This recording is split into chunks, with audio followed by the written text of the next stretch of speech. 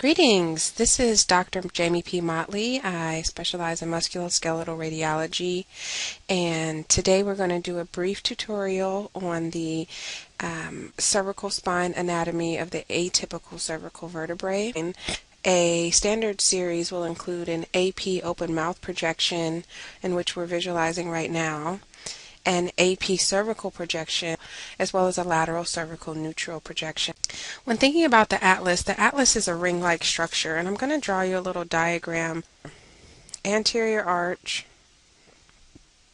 lateral masses, posterior arch. Now the anterior arch has a little anterior tubercle. This is anterior, this is posterior. Now when we look at the atlas from an A to P direction, what we're going to see best are going to be these lateral masses with their transverse processes extending from them. So now let's come down to our cervical C1 segment. First I'm going to outline the lateral masses. They look like these wedge-like structures on both sides of the odontoid process.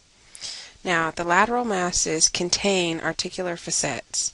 The superior facet of C1 will articulate with the occipital condyles bilaterally.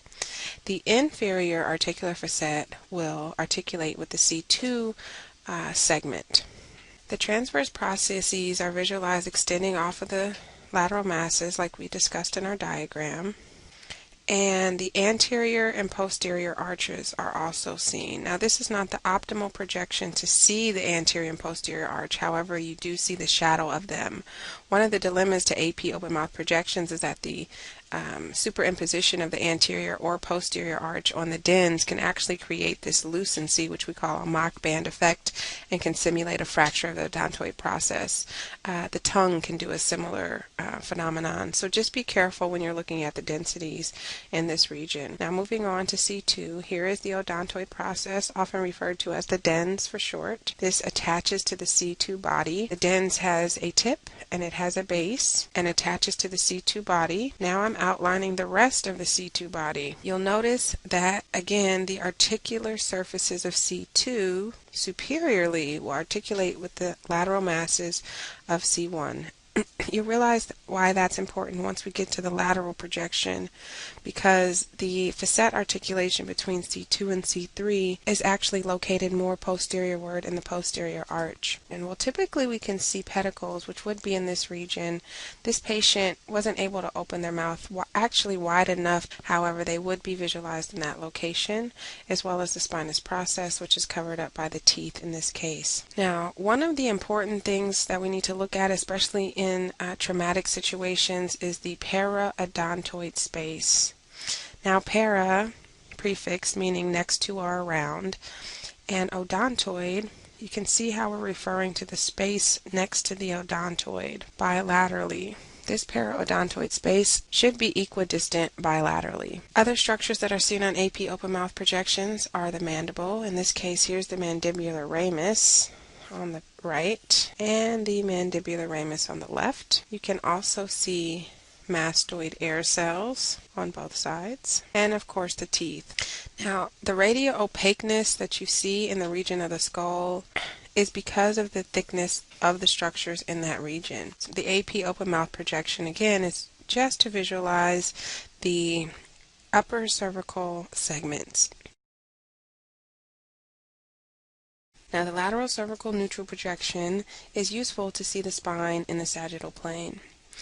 We can see the vertebral segments very well as the posterior arch and all their associated anatomy, which we will cover today. I wanted to continue with C1 segment and demonstrate the anterior and posterior arch for you so that you can see it in a different perspective. On the lateral cervical neutral, the anterior arch of atlas is visualized in this location. I'm going to make my pen size a little bit smaller because that line is a little too big for what we need here.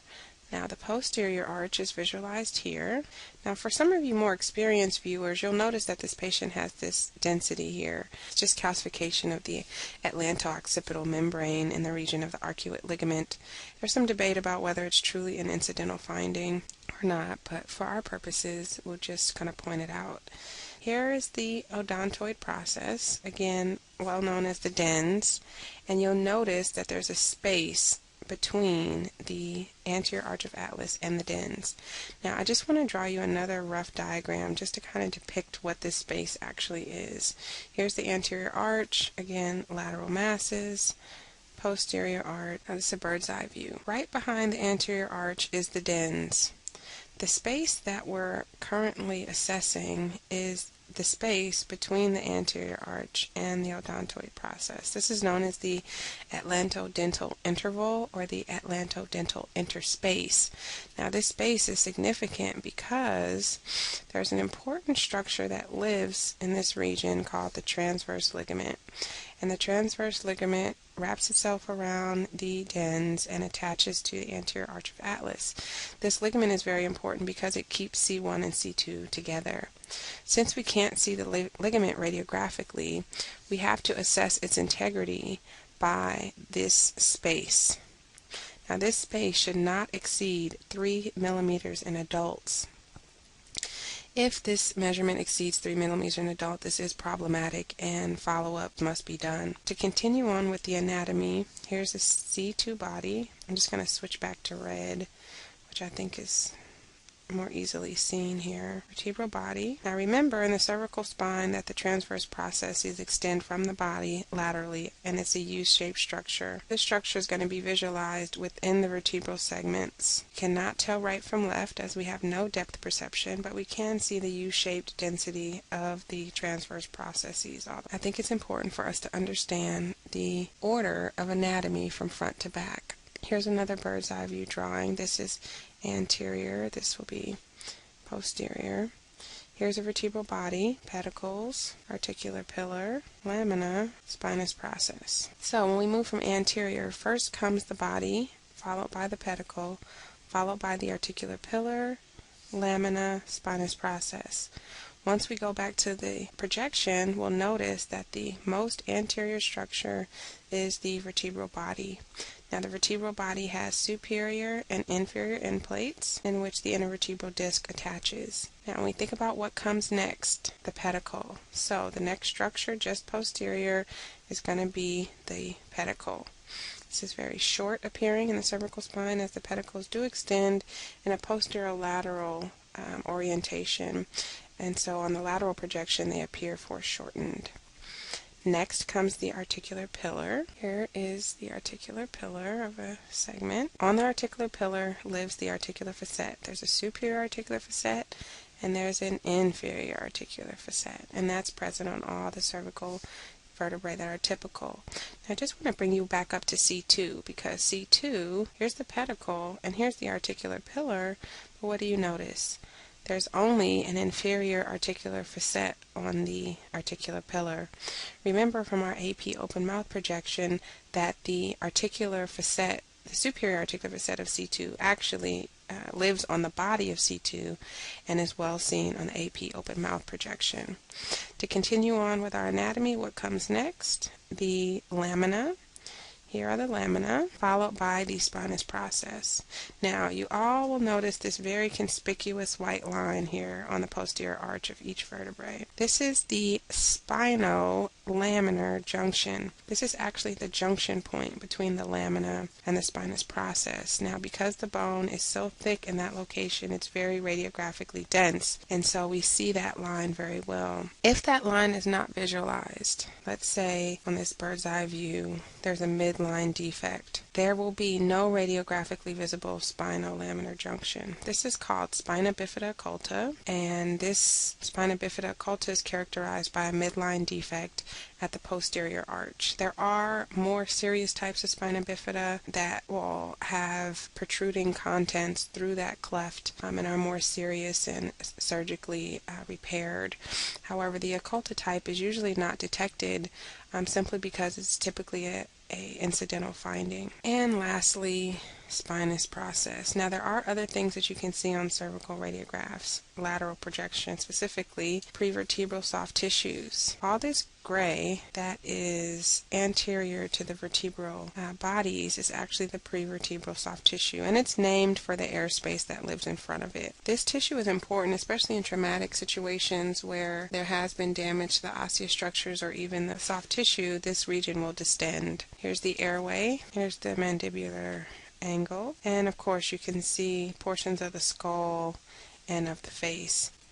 Oh, I forgot one piece of anatomy, and that is the uncinate process. Does everyone notice this kind of curvilinear radiopacity present within the disc space? This is actually the uncinate process. The uncinate process is a lip-like structure that circumferentially surrounds the vertebral body, beginning on the lateral aspect and moving posteriorward. And these actually make a joint with the vertebral body above, making the uncovertebral joint. These are better seen on the AP projection.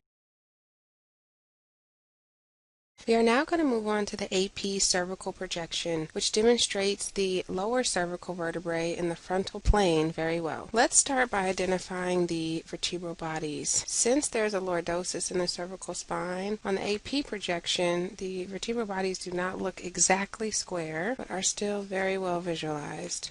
Here's your superior end plate and your inferior end plate. Next vertebrae down, and so on and so forth. Now, what can be difficult in this projection is to identify what segment you are visualizing.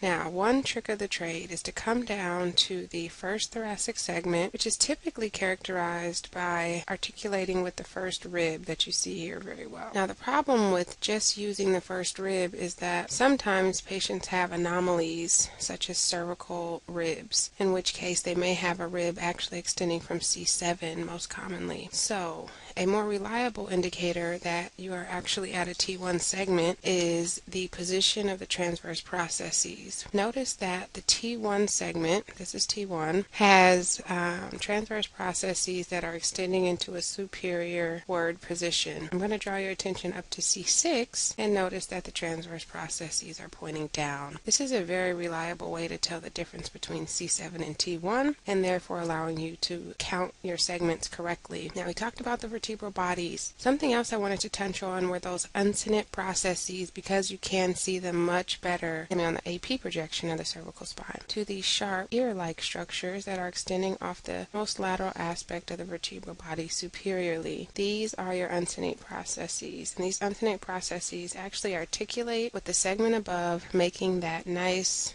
uncovertebral joint. Next, intervertebral disc spaces will be between the superior end plate of the lower vertebrae and the inferior end plate of the upper vertebrae, and is perceived as a lucent area. The pedicles are these very dense circular-like structures. Remember, they extend posterolaterally off the vertebral body. The next structure we're going to visualize is the articular pillars. Now, everything lateral to the pedicles and to the body are going to be articular pillar. This whole linear region of osseous structure is the articular pillars of each cervical vertebrae. Now, remember, we saw the joint space of the facets very well on the lateral projection due to their orientation. Well, on a frontal projection, we don't see through the joint space, and therefore these articular pillars look like one dense piece of bone. Lastly, spinous processes. Oh, got a little ahead of myself there. I said lastly, but we actually need to identify the TPs. Now, remember that the transverse processes do extend off of the body, and they're typically pretty small in the cervical spine. We're catching the margin of a few of them. These are not typically very well seen. Now, the rest of the structures we have to consider, again, ribs. Here's the first rib, extending from the T1 transverse process. Here's the second rib, and the third rib, which we can see very well on both sides. Do not confuse this with the clavicle. In this patient, the clavicle is actually beginning down here, and we don't see it very well. Now, in terms of soft tissue structures, we have to account for the tracheal air shadow. If you look closely, there's this more lucent area That's usually visualized in the midline of the spine if the patient's not rotated. This air column is the tracheal air shadow. This should be midline. Lastly, we need to assess the lung apices. There are some big, bad, nasty things that can occur in lung apices, and it's really important that we just visualize them to make sure there's no abnormalities in that location, even though this is a cervical spine projection. If you did see an abnormality, you would want to take a chest radiograph to better visualize that area. I hope this anatomic tutorial was useful, and please join us for future tutorials.